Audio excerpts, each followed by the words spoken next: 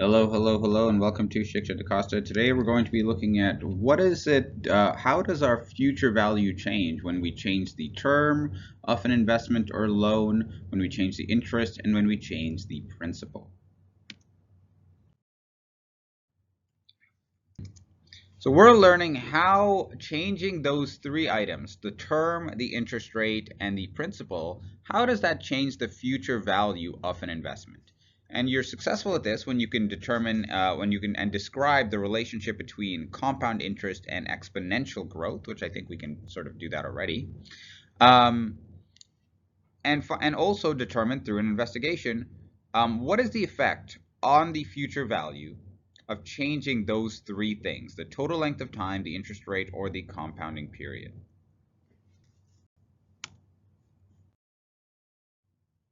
So to get us started here, just a quick reminder about what we're doing here when we invest or when we borrow money. When someone borrows money, they pay a percentage of the principal. The principal is the amount that they're borrowing or the amount that you're investing. They pay a percentage of the principal per year as a fee for borrowing the money, and that fee is called interest. Every so often, the lender will do something called compound the interest.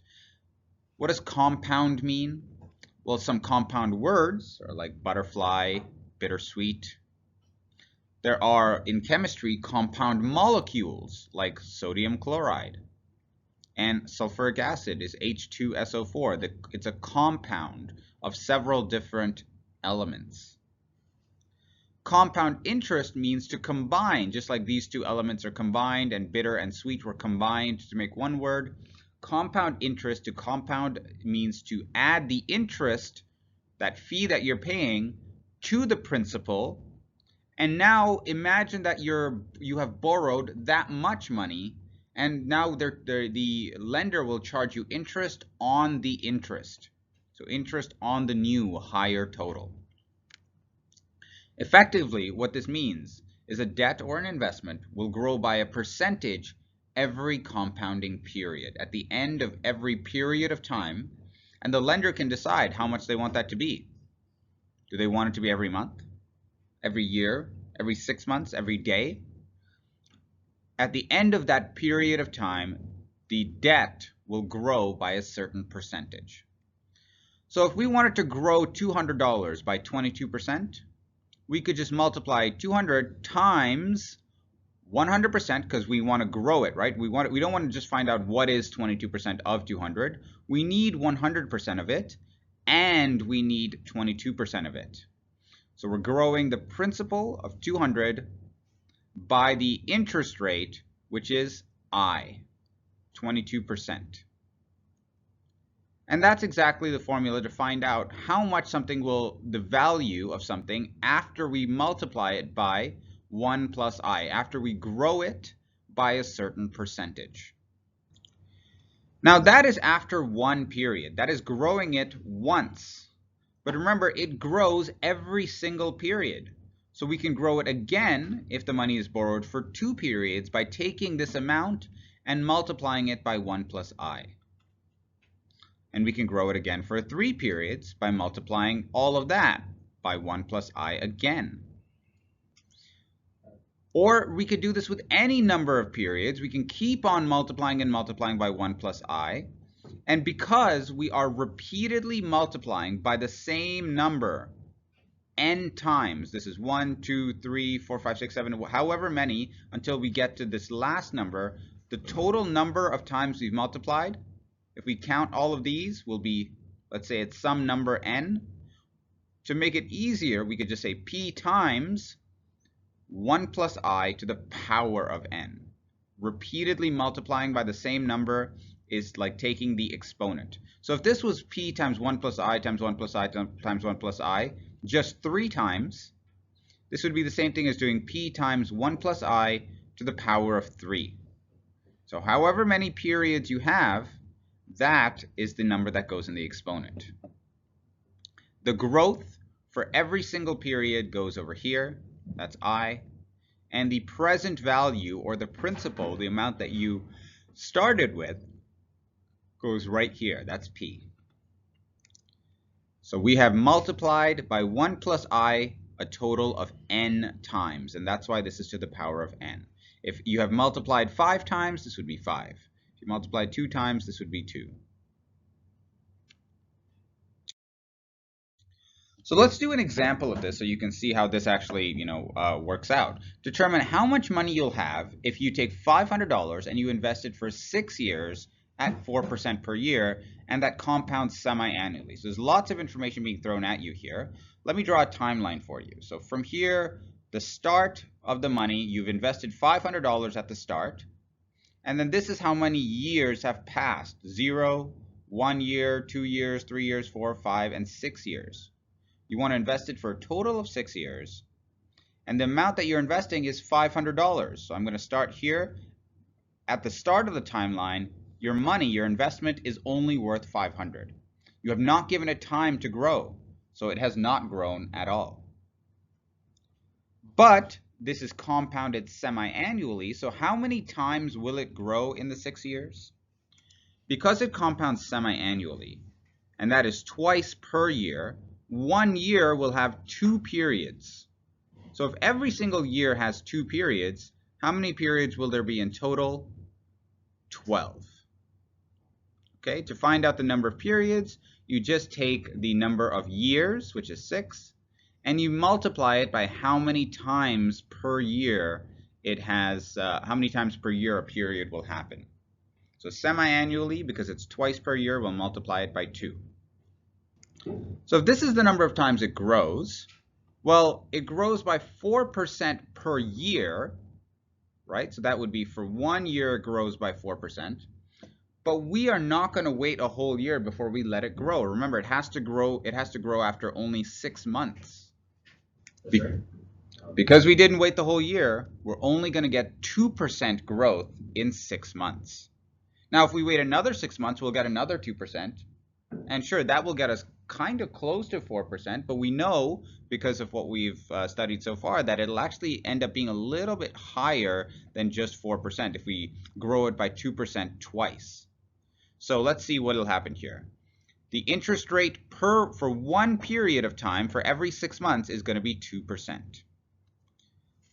So if I start off with $500, what this means is I'll take $500 and multiply it by 1 plus 2%, which is, as a decimal, 0.02. So I just take $500 and multiply it by 1.02, and that's the same thing as growing it by 2%. And now I'll have $510. And then after another 6 months, I can do the same thing, grow it by 2, multiply it by 1.02, and that would get me $520.20, I think. So it would be slightly higher. Now I could do this for the whole timeline. Keep on multiplying by 1.02 again and again and again and again. In total, how many times have I multiplied by 1.02? That's 12 times in total. And so if I want to find out how much my money is going to be worth at the end, I can start at 500, that's my present value. I can multiply it by 1 plus I, 1 plus 0.02, and I can do that a total of 12 times. And that will tell me that the amount that my money is worth at the end of 6 years is $634.12. That is the value of my investment. Now, I did not do anything to earn that extra $134.12. I started with 500 and then I just invested it and I forgot about it. I went about my life. And almost like magic, it has grown, the value of my investment has grown, and I can then sell it and I can keep the profit of $134. This is why investing is so powerful. It allows you to grow your assets without having to, do the work yourself. You can just trust someone else to run a company, and you can fund their companies with your money, and when their companies become bigger and better and better, then you can sell your investment, your share of that company, and take your share of the profit. So we're going to do an investigation here today. And what I'd like you to do, so we've already done this one right here, this situation, right? We're going to look at how would our situation change? What would the total amount, the future value, how would that change if we changed the interest rate? So notice that we're keeping everything else the same. It still compounds semi-annually, twice a year. The term is still 6 years. The principal is still $500. We're only changing the annual interest rate. So we did this situation, so I'll just go through that again once for you. The interest rate per period would be 4% divided by 2, 2%. The number of periods would be 2 times 6, 12 periods. The principal is $500, and so my formula is 500 times 1 plus 0.02 to the power of 12. And I can put this in my calculator and find out that the total amount at the end is $634.12. This is what we just did in our example. But what if the interest rate was 2%? What if the interest rate was 6%? Pause this video here and take just 4 minutes to answer these two questions, and then we'll compare them. Hopefully that was enough time. Let's go to check out 2%. What would this change? How much would our investment of $500, how much would that grow to if we, instead of getting 4% per year, we only got 2% per year? So per period, that would only be 1%, because there are 2 periods in a year. So we're splitting each of our entire year, we're splitting it up into 2 periods, and each period would then only be half of 2%, which is 1%. And if our term is 6 years and we compound every half of a year, how many periods are there in 6 years? 6 times 2 is 12. So the number of periods has not changed. The principal has not changed. The only thing that's changed is the interest rate for one period. It's half of what it used to be. Instead of 2%, it's 1%.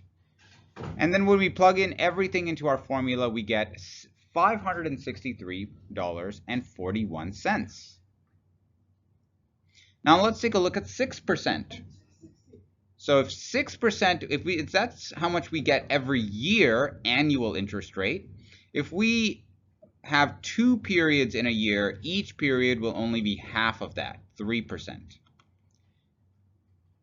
And there will still be 12 periods in 6 years. Our principal will still be $500, so the only thing that's changing is the interest rate. And when we plug this into our formula, we'll find out that that gets us $712.88. So what we're going to do right now is we're going to compare the results of our investigation. We're going to look at the total amount and ask ourselves, how did changing the interest rate affect our total amount?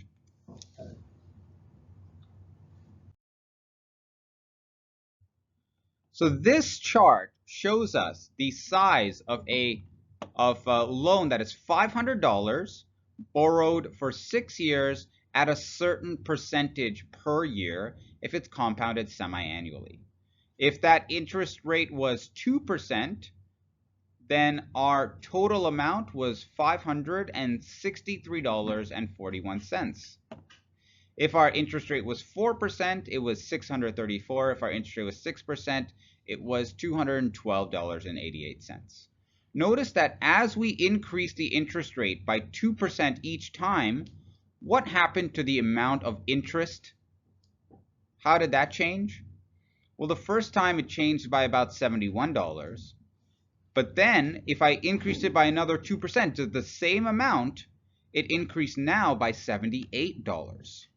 So it's increasing faster and faster. If we increase the interest rate, that doesn't mean that the amount of interest you're going to pay is going to double if we just double the interest rate. It means that it's going to go up faster and faster. It's going to be even more than double. So increasing the interest rate increases the total interest by quite a lot. That is sort of the result of this investigation.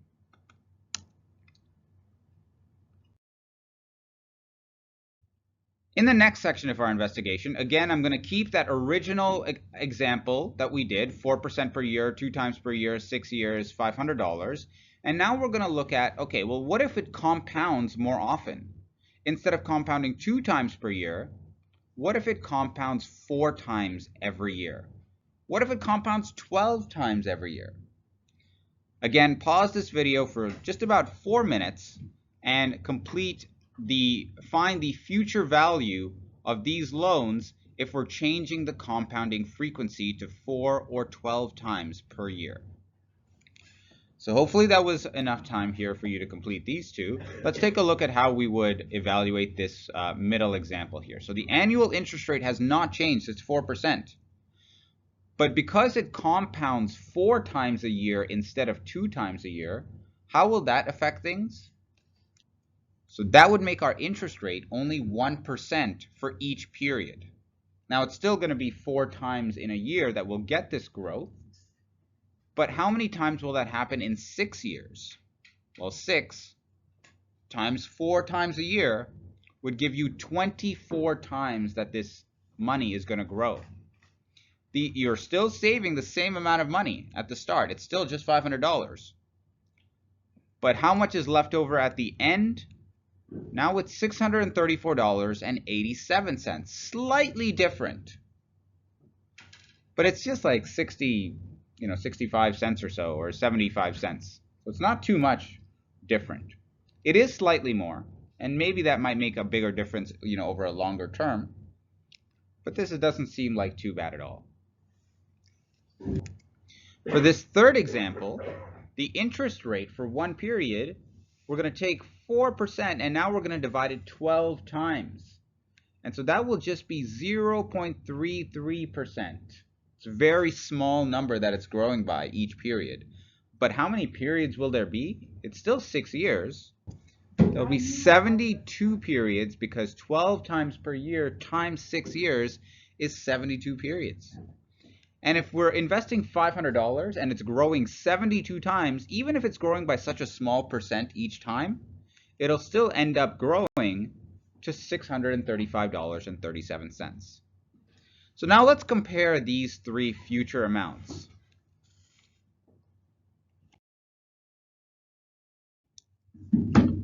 If we're borrowing $500 for 6 years at 4% per year, and that is compounded semi-annually, quarterly, or monthly, if we increase the frequency, what happens to the interest? It seems to increase the total interest, that's true, but by a very small amount, just a little bit. So increasing the frequency doesn't seem to affect our situation too much at all.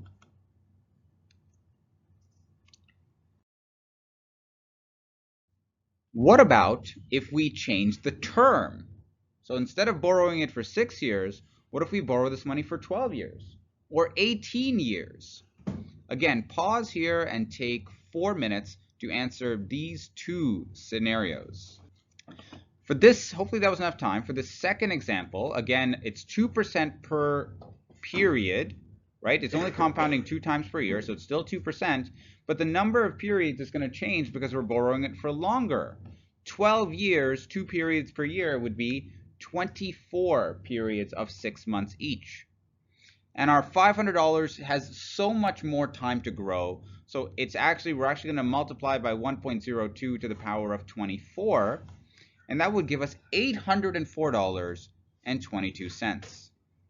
And in our third example here, we're borrowing it for even longer. This is 18 years. So even though we still get 2% every 6 months, in 18 years, that would be 36 periods of 6 months each. And when we plug all of that in, we get $1,019.94. So this is what that looks like. Notice that if we borrowed for 6 years, we got $134 in interest. If we left that for another 6 years, our interest goes up to $304. And if we leave this for yet another 6 years, our interest goes up even higher to $519. Even though we're adding 6 years, the first time and adding 6 years the second time, again, the increase in interest is not the same. It went up by $170 the first time, but it went up by $215 the next time. So what can we say here? We would say that increasing the term increases the total interest by quite a lot. The last step of our investigation is going to be changing the principal. So what if we actually borrowed more money? In this case, the annual interest rate is the same. It compounds twice a year, and we're borrowing for 6 years, but we're borrowing more money. If we borrowed $1,000, so none of these two will change, the principal will change. And so if we borrow $1,000 at the end of 6 years, we would need to repay $1,268.24. If we borrow $1,500, again, interest rate per period and number of periods have not changed because we haven't changed any of these three, but the principal will have changed. And so when we plug that into our formula, we get $1,902.36. Notice that when we doubled our principal, it's kind of hard to notice, but the future value also doubled. And when we tripled our principal, the future value also tripled to get to here.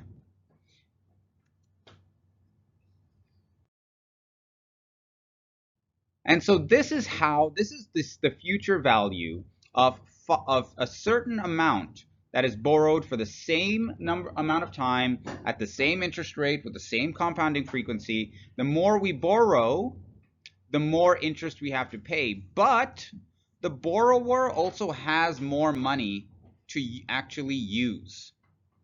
So this is just the amount that we borrow. The interest amount hasn't increased by too much at all.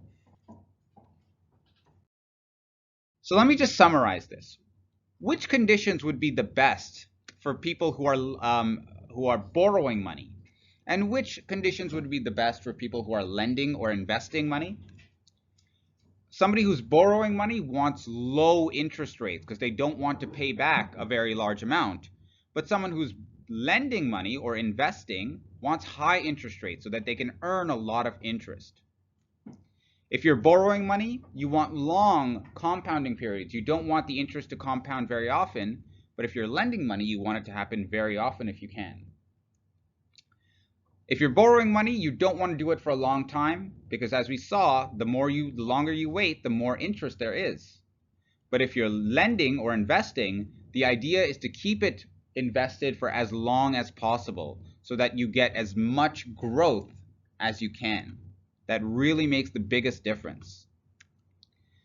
If you're borrowing money, you definitely want to borrow just a very small amount so you don't pay too much interest. But if you're lending money, you want to invest as much as you can because you get interest on every single dollar that you invest.